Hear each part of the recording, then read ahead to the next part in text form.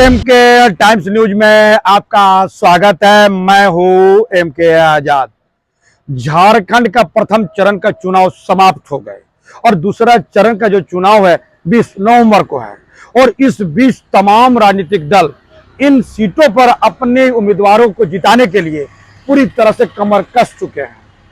और झारखंड मुक्ति मोर्चा की सरकार की बात कर लिया जाए तो उनके मात्र दो ही सेलिब्रिटी हैं, दो ही स्टार कैंपेनर है, एक है हेमंत सोरेन, दूसरा है कल्पना। और इन्हीं के इर्द गिर्द तमाम चीजों को समावेश करने की कोशिश की गई है और उसको अपने अनुरूप डालने के लिए इन्हीं के कंधे पर सारे बोझ डाले गए हैं। कल्पना सोरेन की बात कर लिया जाए तो कल्पना सोरेन सिर्फ झारखंड मुक्ति मोर्चा नहीं, राष्ट्रीय जनता दल और कांग्रेस के भी प्रत्याशी को जिताने के लिए जिस कदर से उत्साहित दिखती है और उनको जिताने के लिए जी तोड़ मेहनत कर रही है और तमाम प्रत्याशी इंडिया गठबंधन के लोग कल्पना सोरेन का प्रोग्राम लेने के लिए बेताब दिखते हैं। अंदाजा लगाते चले जाइए। और इस बीच जो सामने आता हुआ दिखता है उसको भी आज टटोल लीजिए, क्योंकि झारखंड के सीएम हेमंत सोरेन इस वक्त कोलांचल की धरती धनबाद जिले में मौजूद थे। उन्होंने विभिन्न कार्यक्रमों को संबोधित करते हुए जो बात कहा वो आप जरूर जान लीजिए और जिन मुद्दों को उठाते हुए चले जा रहे हैं।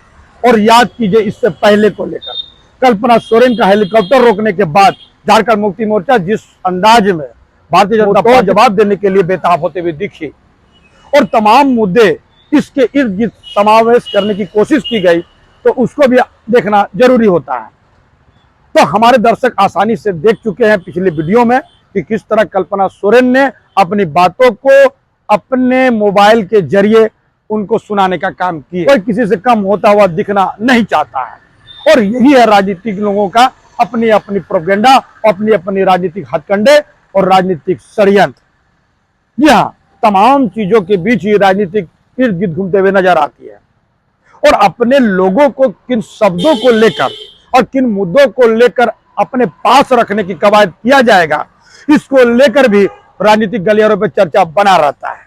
जी हाँ, आज हेमंत सोरेन बलियापुर में मौजूद चिंदरी विधानसभा के प्रत्याशी को जिताने के लिए जो इस वक्त वामपंथी दल के एक चेहरा हैं बबलू महतो, और इस कार्यक्रम में उनके साथ दीपांकर भट्टाचार्य मौजूद थे।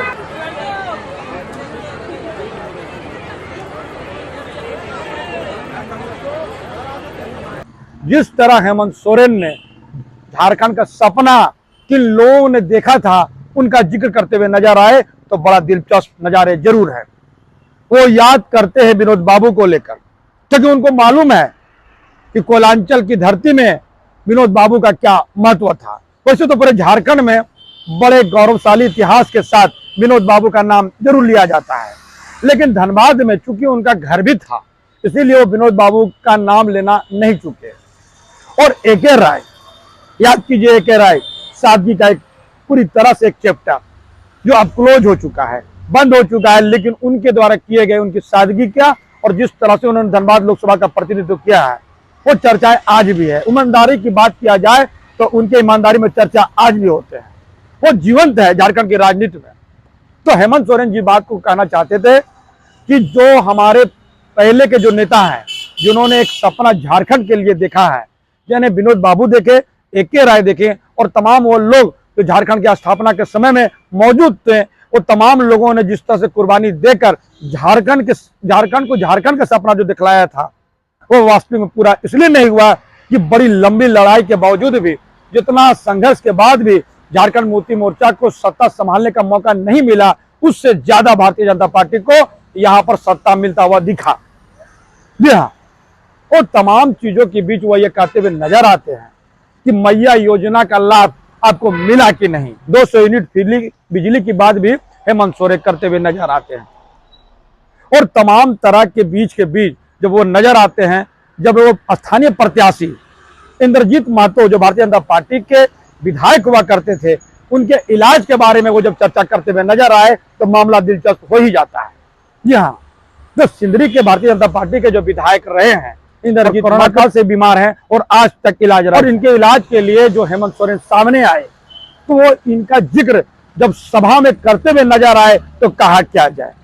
वो साफ साफ कहते हैं कि इंद्रजीत महतो क्योंकि हमारी पार्टी का नहीं है, फिर भी उनके इलाज के लिए सरकार आगे आई, तत्परता दिखाई।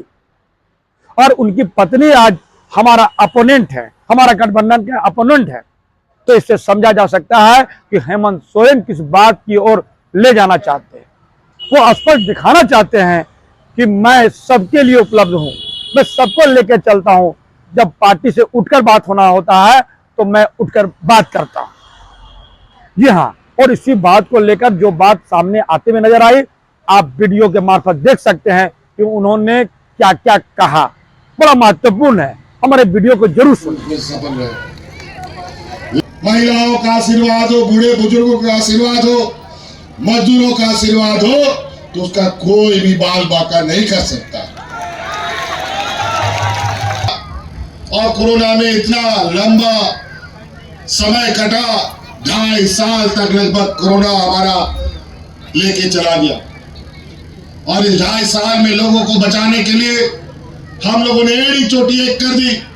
ऐसा महामारी जिसका आता ना पता, कौन सा दवा लगेगा कौन सा दवा नहीं, कुछ भी पता नहीं, भी शहीद हो गए। हमें बड़ी कीमत चुकानी पड़ी।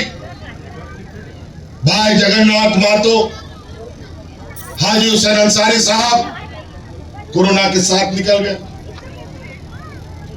और इसी कोरोना का मार हमारे भाजपा के भी विधायक यहां पर आज के दिन में भी ऐसे स्थिति पर है जो पूरा लोग जानता है। आज अगर उनको आधी जिंदगी हम लोगों ने दे रखी है तो 5 साल तक हम ही ने सरकारी खर्चे पर उनको आज आधा जीवित रखा है। और भारतीय जनता पार्टी यही लोग ये कोरोना में फर्जी दवा सबको ठुकवा दिया। ऐसा दवा ठुकवा दिया कि आज के दिन में लोगों का मृत्यु दर में बढ़ोतरी हो गई है। और उन्हीं लोगों को इन लोगों ने दवा बनाने का जिम्मा दिया जिन लोगों से इन लोगों ने चुनाव में चंदा लेने का काम किया है। अरबों खरबों सबके साथ धोखा, पूरा देश के साथ धोखा। ये पैसा के लिए कुछ भी कर सकते हैं। आज इसीलिए इस राज्य में जो हम लोगों ने 5 साल इस राज्य के गरीब, मजदूर, किसान लोगों के साथ खड़ा रहने का काम किया, 20 सालों में कभी नहीं हुआ। हम लोगों ने मजदूर के लिए ऐसी नीतियां बनाई, देश में पहली बार इससे मजबूत नीति कहीं नहीं बनी। आज हमारे मजदूर चाहे केरल में हो, तमिलनाडु में हो या विदेश में जाकर के फंस गया हो या मर गया हो, उनको छुड़ा करके वापस घर पहुंचाने का काम हमारी सरकार करती है। पहले मजदूर जहां का तहां मर जाए, कोई लाने वाला नहीं। ये स्थिति था। आज के इस कोरोना की लड़ाई में हमारी महिलाओं ने सबसे अधिक हमारा साथ दिया था। ये मजदूर प्रधान राज्य है, या सबसे अधिक मजदूर है। कोई मजदूर अगर एक दिन काम नहीं करता उतना उसके घर में चूल्हा भी नहीं जलता, उसका पूरा परिवार को भूखा सोना पड़ता है। और काल में हमारी महिला दीदियों ने गांव गांव, पंचायत पंचायत, टोला टोला मुख्यमंत्री दाल भात योजना चला करके उन गरीब मजदूरों को मुफ्त खाना खिलाने का काम करता था। तब यहाँ के मजदूर बचे, नहीं तो कोरोना काल में मजदूर घर से बाहर निकलता, कोरोना से मर जाता, और घर के अंदर रहता तो भूखा मर जाता। इनके डबल इंजन की सरकार में लोग हाथ में राशन कार्ड लेकर के बात मर गया।